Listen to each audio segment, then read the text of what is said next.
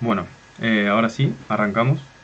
Bueno, ya los chicos me conocen, yo soy Agustín y voy a estar exponiendo, en este caso, sobre el comportamiento de los fluidos en medios porosos. Esto es, la verdad, es un medio nuevo, es algo que no conocemos y particularmente no estamos acostumbrados a trabajar con este nivel de complejidad, pero vamos a mostrar a partir de una serie de definiciones y de puestas a punto de la práctica que con los conocimientos del cursado podemos realmente caracterizar este comportamiento, principalmente en cuanto a la estática y en la dinámica de fluidos. Vamos a poder llegar a una serie de conclusiones que son bastante interesantes y realmente hacen un buen aporte. Eh, para arrancar, me gustaría preguntarles si alguno tiene idea de qué es esta imagen que vemos en pantalla, qué intenta representar. Si quieren activar los micrófonos.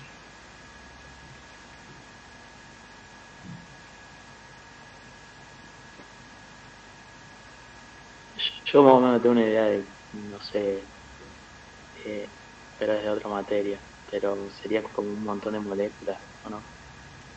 Eh, Un fluido dentro de moléculas. Algo así, podría ser. En este caso lo que se está intentando representar sí es un fluido, particularmente son dos, petróleo, que lo podemos observar en un color un poquito más oscuro, y agua en un color más claro. Entonces sí tenemos una mezcla de dos fluidos, una mezcla que no conocemos cómo es, y que está inundando un medio.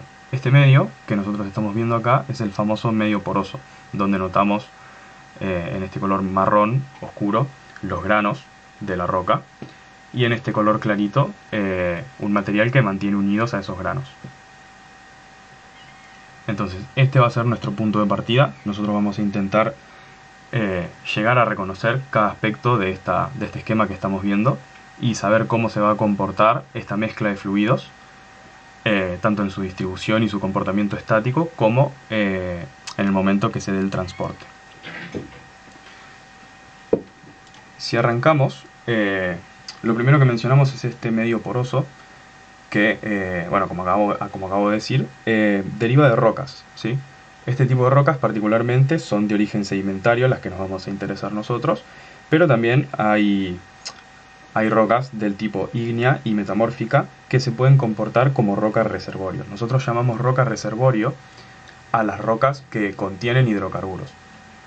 Eh, y luego, se suele confundir mucho roca reservorio con yacimiento. Y el yacimiento en realidad es el campo donde tenemos una serie de rocas reservorios, o una serie de reservorios de petróleo, gas y agua principalmente.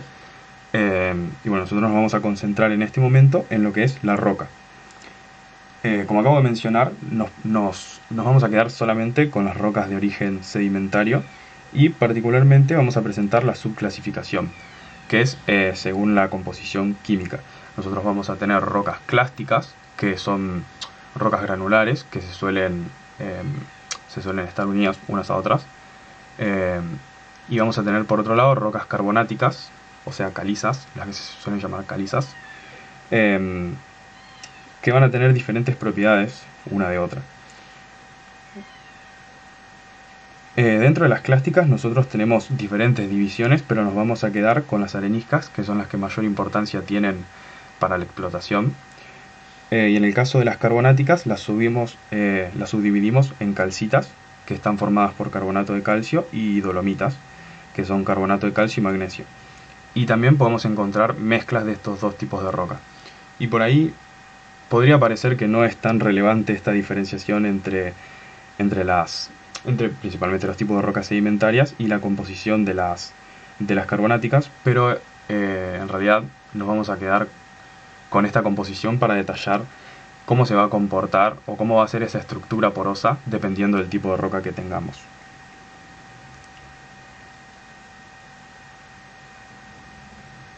Bueno, como acabo de mencionar, hay una diferencia en la composición química entre las clásticas y carbonáticas, eh, pero no es lo más importante. Nosotros con lo que nos quedamos es con esta imagen que nosotros podemos ver más de cerca. A la izquierda podemos ver a las calizas y a la derecha podemos ver a las areniscas. Si observamos, la estructura de las calizas presenta impurezas y unas formas irregulares, acanaladas, que vamos a presentar ahora a continuación, y que, y que suelen ser el principal diferenciador entre un tipo de roca y la otra a la hora de explotarlas comercialmente. En cambio, si vemos en la imagen de la derecha, las areniscas se las ve bastante más uniformes, con menos grado de impureza, y estas uniformidades, perdón, estas marcas acanaladas no están tan claras.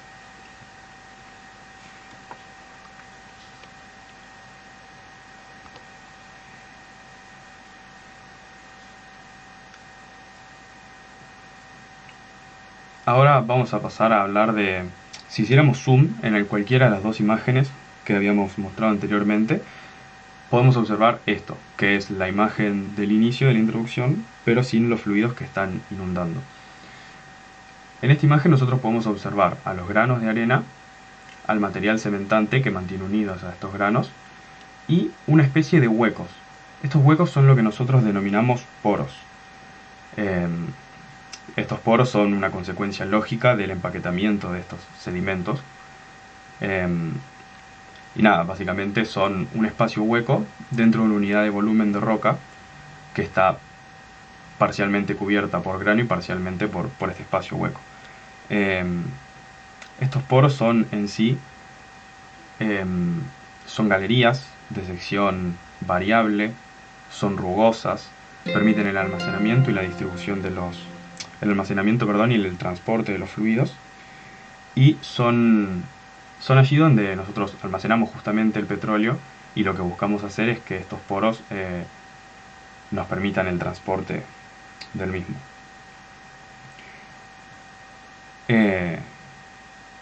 Nosotros podemos presentar una analogía con un medio que conocemos y podríamos pensar que estos poros son tuberías rugosas que están asociadas a una alta pérdida de energía, tienen una sección variable y pueden presentar impurezas en la superficie. Estas impurezas nos van a ser muy importantes para el transporte principalmente. Y bueno, como habíamos dicho, se va a permitir en estas tuberías el almacenamiento y el transporte de cualquier tipo de fluido. Por esta modelización, en realidad es de esperarse que tengamos distintos tipos de poros, distintas características para distintos tipos de rocas. Entonces creo que estaríamos en condiciones de definir la porosidad. La porosidad es la relación entre el volumen hueco de la roca y el volumen total. Y puede ser primaria o secundaria. La porosidad primaria se debe a procesos de sedimentación, justamente, mientras que la secundaria se debe a procesos geofísicos que alteran la estructura de la roca, como puede ser movimientos de la corteza terrestre o el paso de agua. Si nosotros tuviéramos que asociar un tipo de porosidad a un tipo de roca, tendríamos en el caso de las areniscas principalmente porosidad primaria, mientras que en las calizas tendríamos principalmente porosidad secundaria. Es por eso que nosotros notábamos esas marcas, esos tubitos acanalados, que son justamente del paso de agua. Y es ahí donde entra en juego la composición química, porque dependiendo del tipo de composición que tengamos, vamos a tener una solubilidad al agua mayor o menor. Además de esta caracterización primaria y secundaria, nosotros podemos hablar de porosidad efectiva y no efectiva, siendo la no efectiva la que nosotros tenemos encerrada, por así decirlo, y la porosidad efectiva es la porosidad asociada a los tubos, a los poros, que están interconectados entre sí. Por ejemplo, nosotros podemos tener una roca que tenga una porosidad total del 30%, de las cuales el 25% es efectivo y el 5% no efectivo. Para el transporte de petróleo, obviamente nos va a interesar rocas con una porosidad efectiva mayor.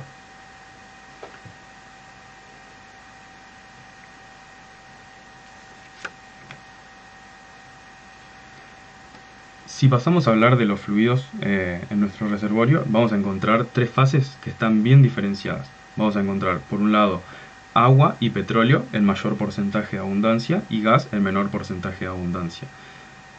Además, para este agua nosotros podemos clasificarla en activa e inactiva. que eso ya es una caracterización práctica, siendo la activa la que contribuye al desplazamiento de petróleo y la inactiva la que no lo hace. Y además nosotros vamos a ver que en todos los casos en los reservorios hay un porcentaje de agua en volumen que es irreducible y se lo conoce normalmente como volumen intersticial de agua. Si después pasamos a la caracterización de los hidrocarburos, tenemos distintas clasificaciones y esto se debe a la composición química. Nosotros podemos encontrar hasta 18 series distintas orgánicas de hidrocarburos, pero como realmente es un estudio muy caro y muy complicado, se la suele clasificar de manera un poco más sencilla según la fracción parafínica, el grado API, que es la gravedad relativa del hidrocarburo respecto a la del agua, bajo unas condiciones particulares que serían 60 grados Fahrenheit de temperatura y una atmósfera de presión. Y por último tenemos la última clasificación, que es la relación entre el volumen de gas desplazado al inicio de la explotación para una unidad de volumen de petróleo, que es el grado GOR, que en inglés es Gas Oil Ratio. Y podemos observar en esta tabla que a partir de estas diferencias entre las propiedades vamos a tener distintas clasificaciones para las fases distintas de hidrocarburos, partiendo desde gas seco hasta petróleo pesado. Y de manera lógica y consecuente, va a ser importante para nosotros caracterizar cómo se comportan estos hidrocarburos en cuanto a su fase. Y esto se hace de una manera muy sencilla. Se lleva a cabo un experimento donde se coloca, como se puede ver en imagen, una celda completamente llena de petróleo y a temperatura constante se expande su volumen.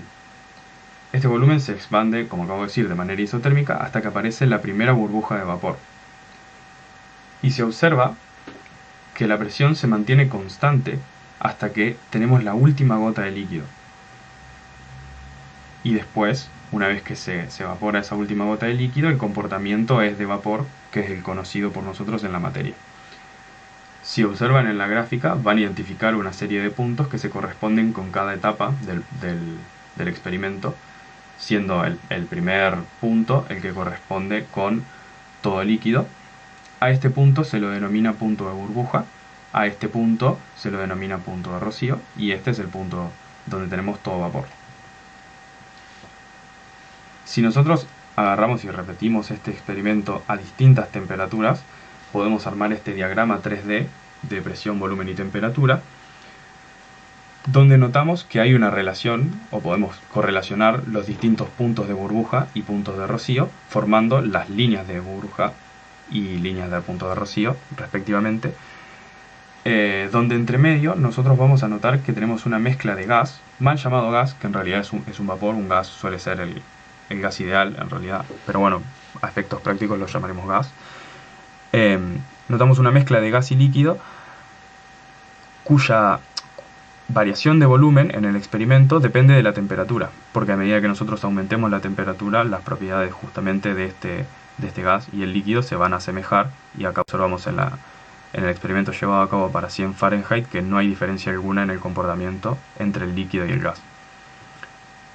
Lógicamente este comportamiento se va a observar más allá del punto crítico. Y si agarramos y proyectamos esta superficie sobre el plano presión-temperatura, vamos a observar la curva de presión de vapor y el punto crítico respectivamente. A esta línea es la curva de presión de vapor y lógicamente coincide con las líneas de punto de burbuja y punto de rocío. Este experimento se lleva a cabo para obtener estas trazas para un solo hidrocarburo, pero nosotros lo podemos llevar a cabo para distintos hidrocarburos, y en la práctica se suele, siempre que decimos vamos a hacer esto, vamos a generalizarlo para una mezcla de varios componentes, se suele hacer para 2 componentes y luego para más de 2. Entonces, si nosotros pasamos a la caracterización para 2 componentes, llevando a cabo el experimento para cada uno por separado, en este caso para etano y pentano, observamos que las líneas de punto de rocío y punto de burbuja no coinciden. Y por lo tanto esperamos que el comportamiento para una mezcla con estos dos componentes sea errático, no responda de manera exactamente igual a si tuviéramos uno solo. Y esto es lo que observamos en el gráfico de la derecha. Asumiendo que tenemos una mezcla de 50% etano y 50% pentano, observamos esta gráfica donde esta curva se llama evolvente y encierra curvas para las que los porcentajes de líquido y gas están en equilibrio y tenemos una mezcla. Si observamos, nosotros podemos partir de un punto A' donde tenemos todo líquido. O sea, la forma de esta curva se explica a partir de esto. Nosotros pensamos un punto A' donde tenemos todo líquido y disminuimos la presión hasta alcanzar este punto A. A partir de ahí nosotros vamos a continuar expandiendo y vamos a observar que primero va a aparecer burbujas de etano, que es el componente más volátil. Este porcentaje de gas y líquido va a ir variando hasta que se evapore la última gota de pentano. Y a partir de ahí ya vamos a tener un comportamiento similar para toda la mezcla en el estado de gas. Ya después, si repetimos este experimento para varios componentes, la curva varía un poco, pero sigue respondiendo a la forma general. Y notamos dos puntos nuevos que llamamos cricondembárico, siendo el punto de mayor presión, y cricondentérmico, el punto de mayor temperatura.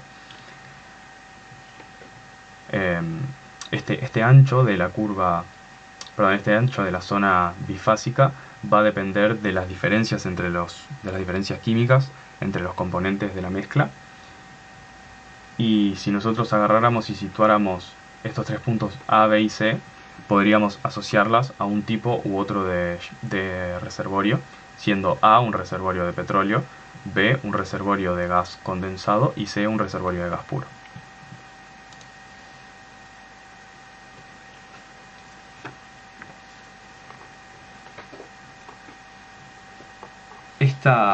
Este comportamiento de fase nos es muy importante porque a partir de él podemos explicar cómo vamos a encontrar a los fluidos dentro de ese reservorio. Nos sirve principalmente para la caracterización estática y lógicamente en el transporte va a ser relevante el estado en el que los estemos extrayendo. Y esta distribución en el reservorio la podríamos pensar de la siguiente manera. Si nosotros pensamos en base a las densidades de los componentes, esperaríamos que en un tubo se distribuyan gas en la zona superior, petróleo en la zona intermedia y agua en la zona inferior. En el reservorio la distribución suele ser similar y estos componentes están contenidos por lo que se llama trampas. Nosotros podemos observar acá en la imagen una representación de una trampa que consiste de rocas impermeables o muy poco permeables que rodean a nuestro reservorio y no permiten lógicamente el paso de fluido. La distribución es similar a lo que acabamos de describir si tuviéramos los tres componentes en un tubo. Luego vamos a observar que puede variar un poco, pero en general vamos a notar la existencia de zonas bien diferenciadas. La presencia del casquete gasífero va a depender de justamente el tipo de trampa que tengamos, entonces resulta conveniente pasar a mostrarlas. Tenemos estos cuatro tipos de trampas. Acá en esta zona donde está el cursor, nosotros tenemos una trampa del tipo falla estructural, que es en general una trampa que es inclinada, está limitada superiormente con el plano de falla justamente, y el casquete gasífero suele ser nulo en este tipo de trampas. Mientras que en este tipo de trampas, que es la que habíamos observado anteriormente, que se la denomina anticlinal, nosotros observamos un casquete gasífero normal, intermedio. A estos dos tipos de trampas se las llama estructurales y a estas dos de acá abajo se las llama estratigráficas. Y se las llama así porque básicamente se asocian a un cambio en la litología de la roca. Es por eso que acá pasamos de rocas muy permeables a rocas impermeables dentro de la misma estructura. En este caso los casquetes gasíferos pueden estar o no estar y va a depender del comportamiento. Del comportamiento del sistema. en cuanto a la litología. En este caso a esta estructura se la llama cuña y a esta estructura se la llama lentes. En el lente jamás se observa presencia de gas. Ahora, si nosotros queremos hablar de cómo se va a comportar estáticamente este fluido, lo primero que tenemos que pensar es en un medio que conozcamos, por ejemplo un tanque. En este tanque las presiones que nosotros definimos manométricamente se van a comportar exactamente igual que en el reservorio, ya que en el reservorio asumimos la presencia de una fase continua de agua desde la roca hasta la superficie. En las expresiones podemos observar que está el gradiente de presión, cuya fórmula es esta que estamos señalando, y es muy fácil de obtenerla, simplemente planteamos las presiones para un cilindro de sección uniforme y altura variable, y si nosotros igualamos las cargas para este punto de manera tal que no se desplace la unidad de volumen, podemos llegar fácilmente a esta expresión, simplemente igualando las fuerzas.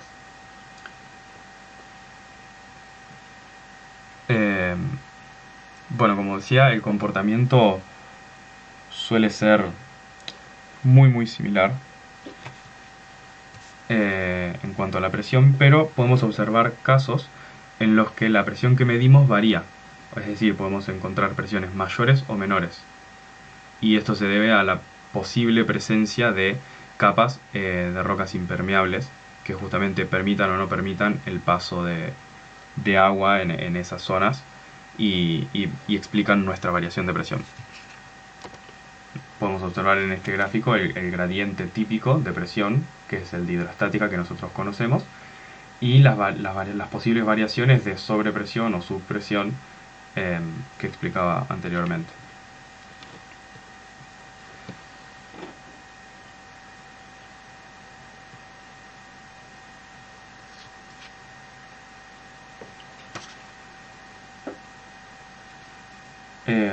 A esta presión que yo acabo de mencionar se la conoce como presión normal de los fluidos, y además existe una presión que se la llama geostática, y es la suma de las presiones de los granos y de los fluidos.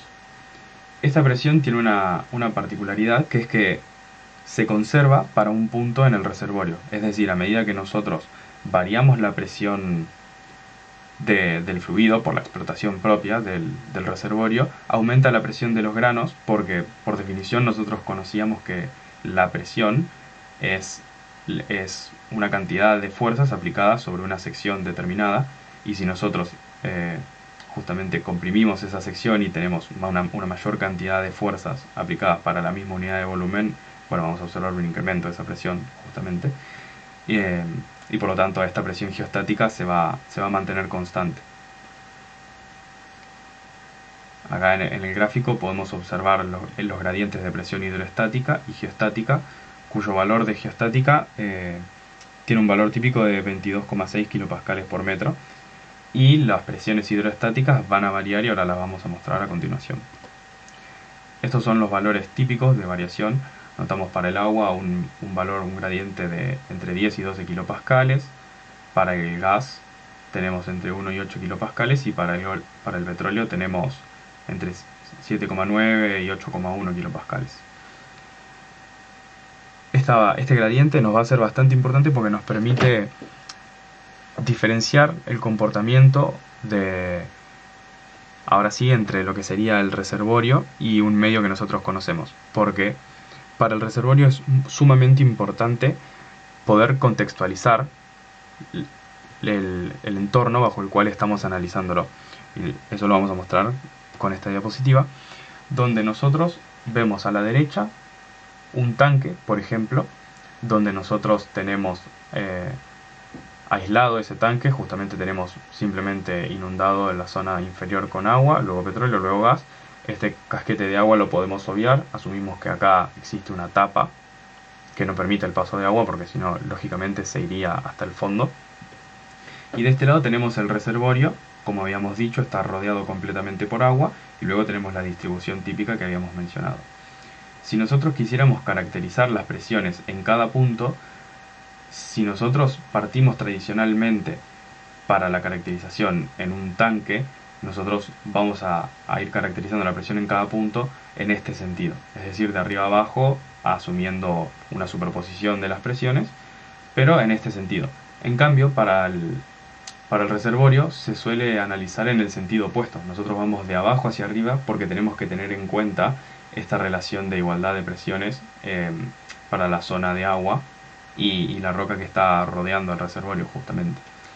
Si nosotros también analizáramos las presiones en los contactos, observaríamos variaciones abismales respecto a las calculadas en el reservorio. Y dejando de lado un poco el medio tradicional y centrándonos en el reservorio, que es el que nos interesa para este trabajo, podemos nosotros, a partir de esta estática, de esta hidroestática que nosotros conocemos, explicar un fenómeno muy conocido que es la sobrepresión en el casquete gasífero. Porque si nosotros partimos de la presión para el agua a cierta altura y la calculamos en el tope de petróleo, encontraríamos justamente la presión de contacto entre el petróleo y el agua.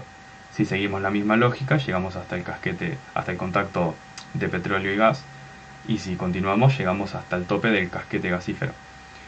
Esta variación de presión va a depender de la profundidad total a la cual nosotros tenemos el contacto de agua y petróleo y de las variaciones de presión entre el petróleo y el gas. Y si nosotros agarramos y observamos y intentáramos calcular esta presión en el tope, partiendo desde abajo como se debe y calculándola sobre la columna de agua que tenemos encima, vamos a observar que la del interior es muchísimo más grande. Y esto se debe a la baja densidad del petróleo y del gas, principalmente del gas, respecto a la del agua. Y es por eso que en el caso de los reservorios es muy muy importante tener en cuenta el contexto bajo el cual lo estamos analizando, y porque si no caeríamos en un error intentando caracterizarlo de esta manera.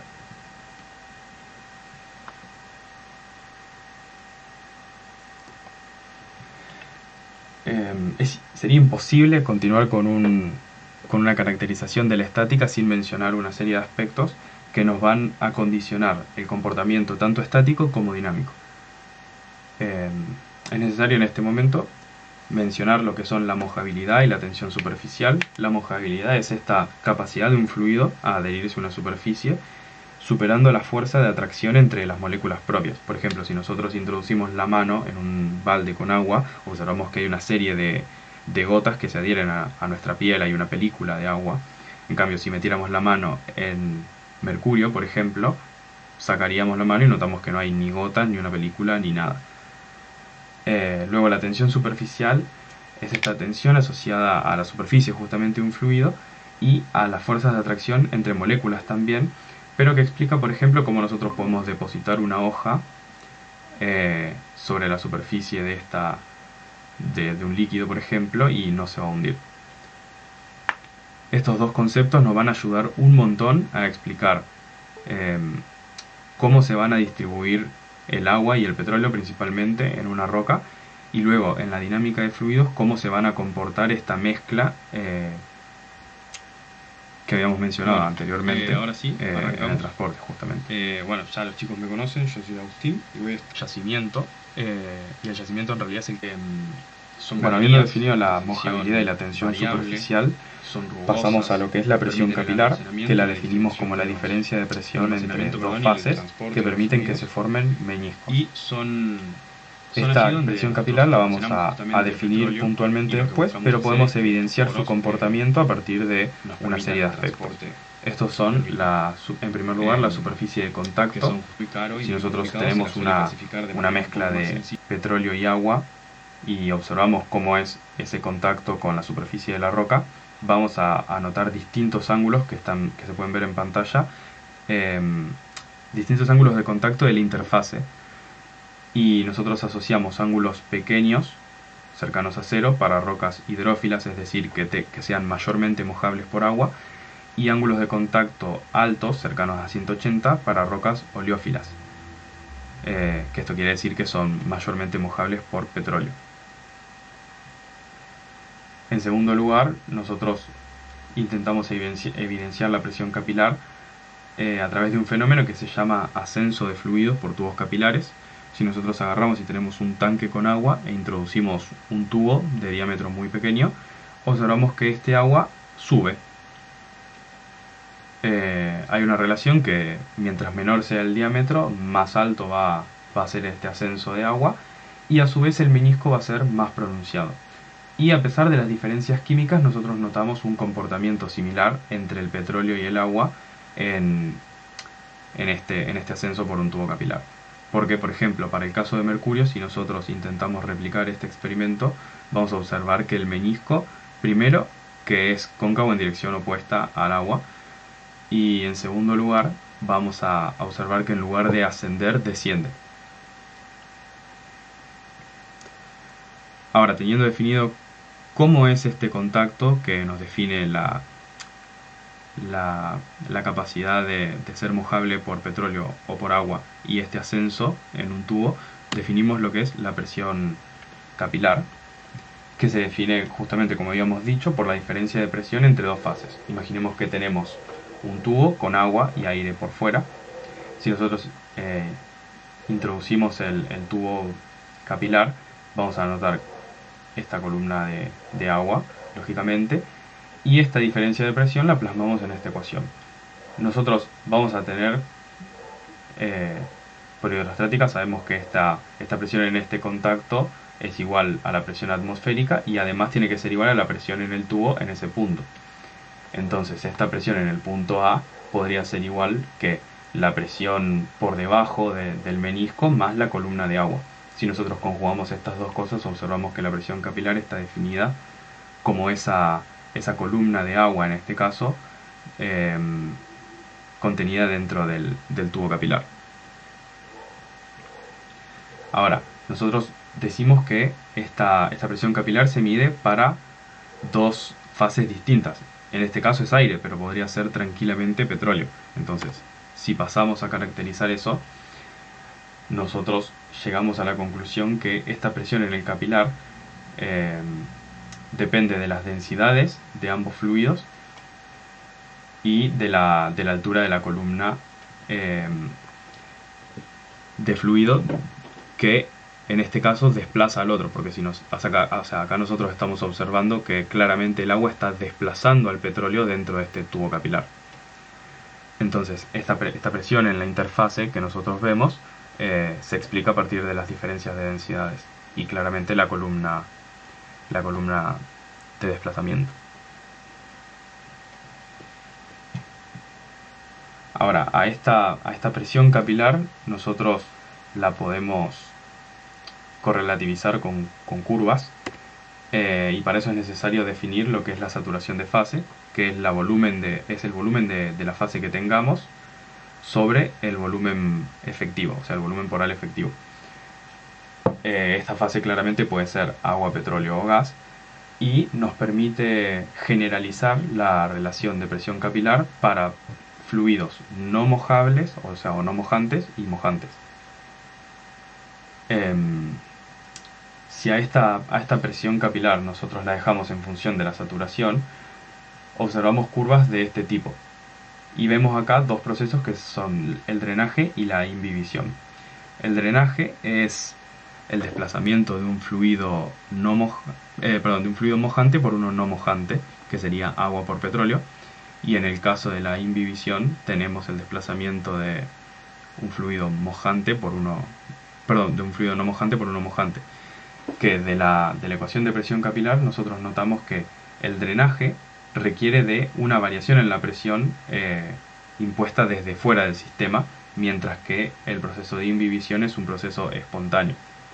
Es por eso que nosotros para retirar petróleo debemos necesariamente también crear una diferencia de presión. Más allá del proceso de transporte, es por esta razón. En cambio, si nosotros para un experimento llenamos un tanque con arena, lo inundamos con agua e intentamos hacer circular petróleo por ese tanque, nosotros vamos a observar que debemos generar una diferencia de presión inicial que va a variar hasta que alcancemos la saturación intersticial de agua. Y luego, si dejamos que ese agua vuelva a desplazar al petróleo de manera espontánea, vamos a dar lugar a la imbibición y llegamos hasta una saturación de agua que se define como 1 menos la saturación residual de petróleo. Estos fenómenos descritos anteriormente nos permiten generalizar, por así decirlo, la distribución de los hidrocarburos en la roca de esta manera.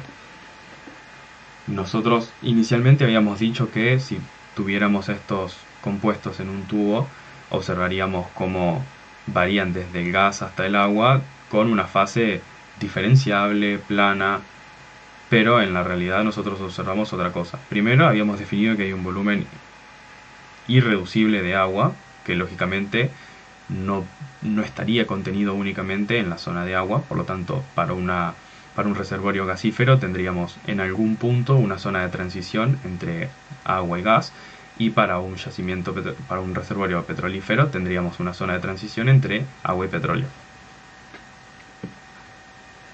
Estas zonas de transición van a ser mayores, lógicamente, cuanto menor sea la permeabilidad, que es un aspecto que vamos a definir luego, ya que los tamaños de los poros van a ser menores y lógicamente las presiones capilares van a ser mayores, como habíamos visto.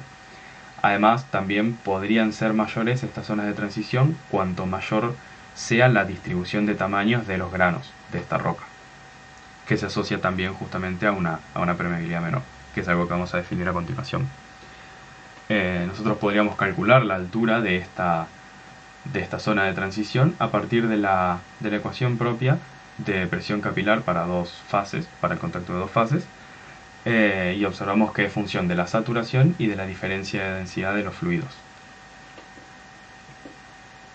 Ahora pasamos con lo que es la dinámica de los fluidos, y debemos necesariamente comenzar con el experimento de Darcy, que era un ingeniero francés, que lo que hizo fue lo siguiente: fue agarrar y llenar un tanque con arena, introducir dos placas permeables que la sostengan a esta arena, y por la sección superior introducir agua a caudal constante y recolectar, una vez que se alcanza un caudal constante, recolectar el agua y medir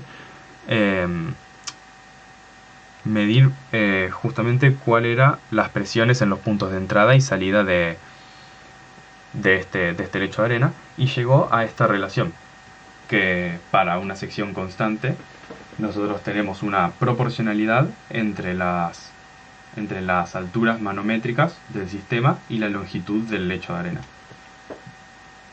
Estas alturas manométricas nosotros las podemos definir a partir de la ecuación de Bernoulli que conocemos.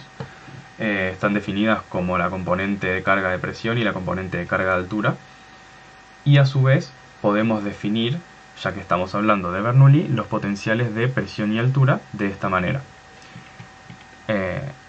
Y digo ya que estamos con Bernoulli porque en la dinámica de fluidos es un campo sumamente experimental, y sería muy difícil intentar aplicar nuestros conocimientos de manera muy general, porque no cumpliríamos el primer aspecto de Bernoulli, que es la continuidad de caudal másico. Así que básicamente estamos imposibilitados en ese sentido, pero podemos inferir algunos aspectos, principalmente el comportamiento del fluido y de una relación entre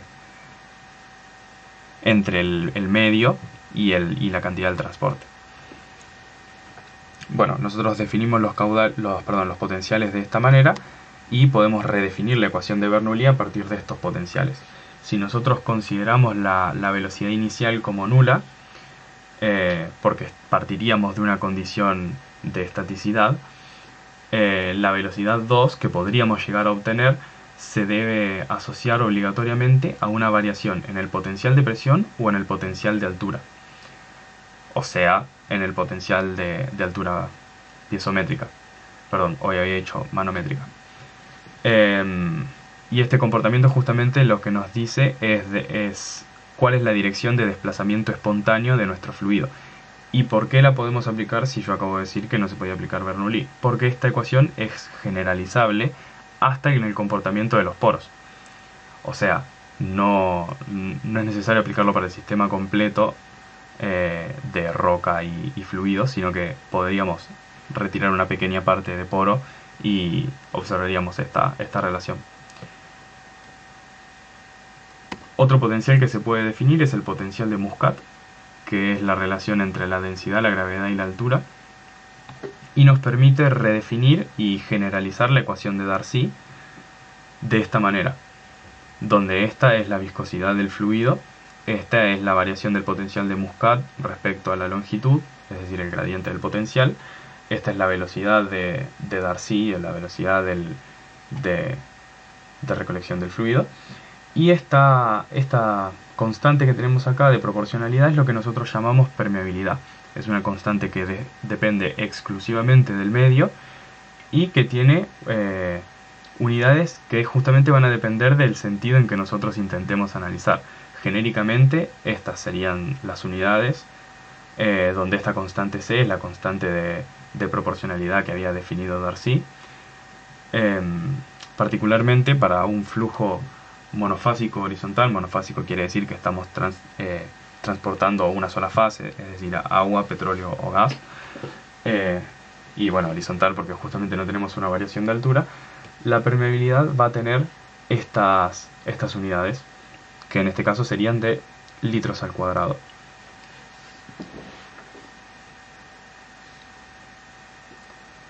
Luego una relación que podemos establecer con los conocimientos del cursado es la relación entre esta permeabilidad, que es la capacidad del medio de permitir el flujo de fluido, y existe una relación entre esta magnitud y el tamaño de los granos, y eso se explica a partir del perfil de velocidades. Nosotros, tanto para flujo laminar como turbulento, sabemos que la velocidad máxima del flujo se va a dar en el centro de la tubería, y si nosotros habíamos pensado a los poros como tuberías, mientras mayor sea la superficie de contacto, mayor va a ser la pérdida de carga por fricción, y por lo tanto menor va a ser la velocidad máxima que puede desarrollar ese fluido. Entonces, si la permeabilidad es esta capacidad del medio de permitir la generación del flujo, si nosotros tenemos un tamaño de granos muy muy pequeño, el flujo va a ser muy muy pequeño y por lo tanto la permeabilidad va a ser baja. En cambio, para granos grandes, nosotros vamos a tener una permeabilidad alta. Y para pasar a las conclusiones, vamos a intentar recopilar todos los aspectos del informe. Y podríamos pasar punto por punto, desde la estructura a la estática y luego la dinámica.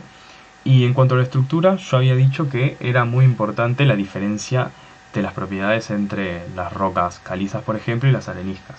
Nosotros en calizas observamos una porosidad principalmente secundaria y notábamos esos, por así decirlo, túneles formados por el paso de agua, por ejemplo, o por procesos geofísicos, que si bien nosotros podríamos tener dos rocas, una caliza y una arenisca, con igual porcentaje de porosidad, en el caso de la caliza, por ser una porosidad de tipo secundaria, el tamaño de los poros justamente sería mayor y por lo tanto la permeabilidad sería mayor. Es por eso que de este tipo de rocas es bastante más fácil extraer el petróleo, y algo que me faltó mencionar es que este tipo de rocas o yacimientos de reservorios de calizas los encontramos principalmente en países árabes, cuya producción, como sabemos, es principalmente del tipo convencional y a una tasa de producción altísima. Después, otro aspecto de la estructura es la composición. Si nosotros notamos una cantidad de impurezas muy alta, vamos a tener zonas donde la mojabilidad varía de agua a petróleo. No sabríamos perfectamente cómo se comporta en ese sentido. Pasando a la estática, bueno, pudimos definir principalmente la distribución. Es importante conocer cómo nosotros tenemos distribuidos los fluidos dentro de la roca, porque si lo conjugamos con la estructura, esta estructura tiene una particularidad que es heterogénea, anisotrópica y no uniforme. Es decir, nosotros, por ejemplo, si quisiéramos medir la permeabilidad, en general vamos a notar que es distinta en dirección vertical a dirección horizontal. Y esto lo que nos permite es una explotación de una fase deseada de los líquidos que tenemos, perdón, de los fluidos que tenemos en la roca reservorio. Por ejemplo, si nosotros quisiéramos explotar exclusivamente petróleo, podríamos hacerlo gracias a esta diferencia en la permeabilidad. Después, si nosotros pasáramos a la dinámica, por ahí puede quedar un saborcito amargo porque no podemos llegar a una ecuación teórica que nos diga, bueno, si yo tengo estas condiciones de presión, de velocidad inicial, de, no sé, de altura, y llego a las siguientes o a las condiciones finales, yo no tengo una ecuación como la de Bernoulli que me permita conocer cuáles son esas velocidades punto a punto, ni nada. De hecho, esa necesidad de conocer, por ejemplo, cuáles serían las pérdidas de carga punto a punto, la cantidad de masa que pierdo punto a punto y demás, esa imposibilidad de conocerlo o esa necesidad hace que caigamos en un campo más experimental de lo que ya es. Pero a pesar de eso pudimos definir dos aspectos que me parecen a mí personalmente sumamente importantes, que son la dirección espontánea de desplazamiento. Nosotros sabemos que sí o sí el fluido se va a desplazar de manera espontánea, ¿no? En la dirección que las cargas piezométricas o niveles piezométricos disminuyan. Y además el caudal de este fluido va a depender de la permeabilidad, y esta permeabilidad depende del tamaño de los granos. Entonces, para areniscas de tamaño granular muy bajo, sin importar el tamaño de porosidad, perdón, el porcentaje de porosidad que tengamos, la tasa de producción va a ser muy pequeña. Sin embargo, como mencioné anteriormente, para calizas con porcentajes de porosidad quizás no tan altos, pero una porosidad sumamente alta, tenemos una tasa de producción también consecuentemente de manera muy alta. Y volví a poner esta imagen que habíamos visto inicialmente porque tenía una especie de mensaje secreto, y es que nosotros, si quisiéramos ver una imagen real de esta mezcla de agua y petróleo, quizás veríamos a todos los espacios, los volúmenes de petróleo unidos. Esta superficie de agua sería quizás un poco más chica, pero intenté en esta imagen representar este desconocimiento respecto a la mezcla, porque nosotros estamos acostumbrados en la materia a saber exactamente cómo están compuestas las mezclas, saber que se comportan de manera isotrópica, que la variación de densidad es nula, es decir, que estamos con un fluido incompresible. En cambio, cuando nosotros trabajamos con esta mezcla, no sabemos qué pasa, debemos experimentalmente definir qué es eso que va a pasar y las propiedades claramente del sistema, pero a pesar de eso pudimos inferir algunos aspectos que sí son clave, que sí se van a cumplir respecto al comportamiento de este fluido en este medio poroso. Y me quedo con eso. Quizás a veces los contenidos de la materia suelen ser bastante generales, pero en este caso pudimos avanzar, dar un salto gigante en la dificultad o en la complejidad del sistema, pero aún así definir de manera correcta cómo va a ser ese comportamiento. Y agradezco a quienes escucharon y al profesor también por estar presente.